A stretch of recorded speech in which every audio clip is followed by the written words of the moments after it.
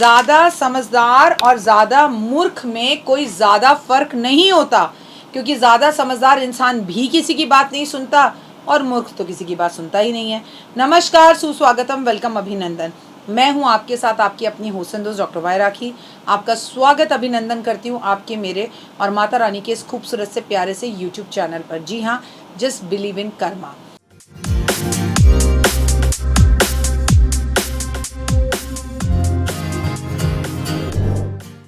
मैं आपको बता दूं कि आप इस वक्त मुझे फेसबुक पर भी देख रहे हैं, बिलीव इन कर्मा पर भी देख रहे हैं, और आप मुझे 2025 में जो है डॉक्टर वाई राखी यूट्यूब चैनल पर भी देख रहे हैं।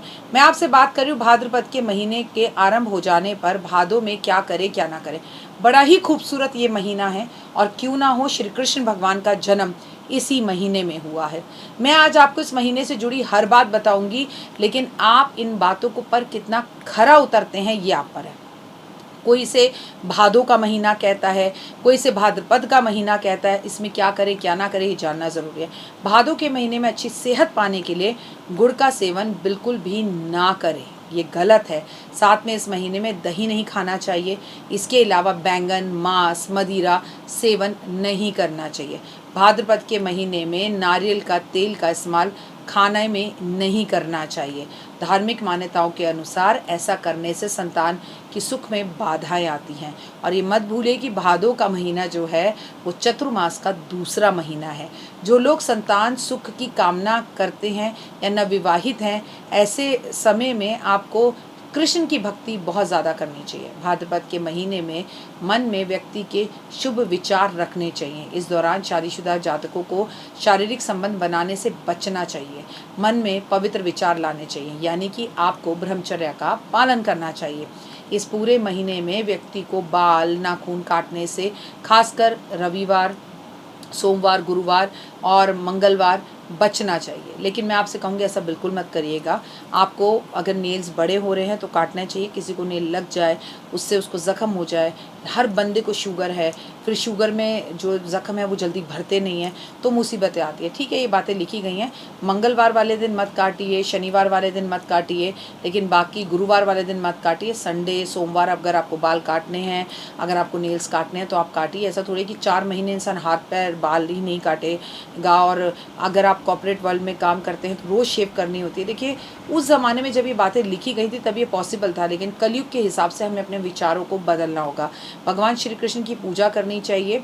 ये महीना लाभकारी रहता है। इस पूरे महीने में भगवान श्री कृष्ण की पूजा अर्चना आराधना करना, तुलसी उनको रोज़ भोग लगाना, तुलसी पर दिया जलाना बहुत ही लाभदायक रहता है। लेकिन उससे ज़्यादा फायदेमंद होता है इस पूरे महीने में गौ माता की सेवा करना। वैसे आपको बताऊँ, जीवन में एक भी महीना ऐसा नहीं होता जब हम गाय की सेवा ना करें। एक महीना जीवन में एक भी दिन ऐसा नहीं होता जब हम गाय की सेवा ना करें। इस महीने में चावल, नारियल का तेल कोई आपको दान दे तो ऐसा दान बिल्कुल भी नहीं लेना चाहिए। आपको ऐसा दान करना चाहिए उन लोगों को जो खाना खरीदने में भी समर्थ नहीं है, जो बहुत गरीबी रेखा से भी नीचे हैं। तो उनको थोड़ी देखना, उन्हें खाना चाहिए कि हम नारियल ना खाएं, हम चावल ना खाएं, है ना। तो अगर ऐसे ज़रूरत है लोगों को, या तो उन्हें पैसे दे दीजिए या उन्हें राशन दिलवाइए। भाद्रपद के महीने में भगवान शिव और कृष्ण गणेश जी की पूजा ज़रूर करनी चाहिए। इस महीने में पवित्र नदियों में स्नान दान करना चाहिए, घर में पूजा पाठ करनी चाहिए। भाद्रपद के महीने में आपको श्री कृष्ण की पूजा के साथ साथ घर में रामायण करानी चाहिए, भागवत करानी चाहिए, भगवान की पूजा आराधना करनी चाहिए, भगवान शिव, कृष्ण, गणेश की पूजा करनी चाहिए। जैसे कुछ धार्मिक मंत्र जो है उसका जाप करना चाहिए। पवित्र नदियों में ब्राह्मणों को स्नान कराना चाहिए, माता पिता को स्नान कराना चाहिए, ज़रूरतमंद लोगों को अनाज का दान करना चाहिए, उपवास रखना चाहिए, और कोशिश करनी चाहिए कि अपनी मनपसंद खाने की कोई चीज़ आप छोड़ें। आप अपने शुद्ध मन से रहें, पवित्र मन को रखें, और मांस, मदिरा, शहद, गुड़, हरी सब्जियां, मूली, बैंगन का सेवन बिल्कुल भी नहीं करना चाहिए। इन चीज़ों से बचना चाहिए। सबसे बड़ी बात, पराई स्त्री पर नज़र नहीं करनी चाहिए। आपको निंदा करने से बचना चाहिए। आपको ब्राह्मणों की निंदा करने वाले व्यक्ति से दूर रहना चाहिए। आपको नेगेटिव लोगों से दूर रहना चाहिए। आपको बाँसुरी श्री कृष्ण भगवान को अर्पण ज़रूर करनी चाहिए। छोटे छोटे बच्चों को बाँसुरी भेंट स्वरूप ज़रूर देनी चाहिए। आपको मक्खन और मिश्री खानी चाहिए। आपको मक्खन और मिश्री का भोग प्रभु को लगाना चाहिए। वृंदावन जाना चाहिए। आपको यमुना के किनारे पर दिए जलाने चाहिए। ये सब वो चीज़ें हैं जो भादों के महीने में हमें करनी चाहिए। और एक बार भादों के महीने में गीता का पावन पुस्तक को पूरा पढ़ना चाहिए। अगर आप ना पढ़ पाएँ तो कम से कम 11वें अध्याय का पाठ ज़रूर करें।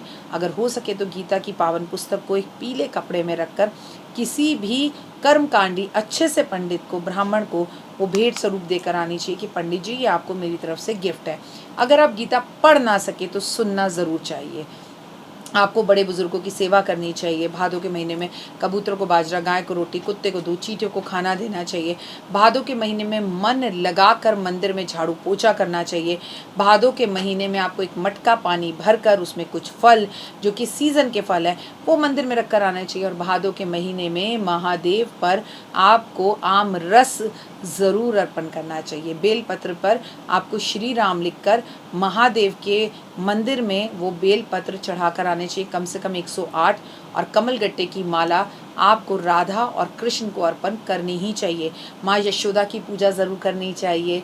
और आपको मालूम है कि भादों के महीने में एक छतरी का दान करना चाहिए, काले रंग की, उन सबको जिनके ऊपर शनि की सारसती या शनि की ढैया चल रही है। किस किस पर चल रही है?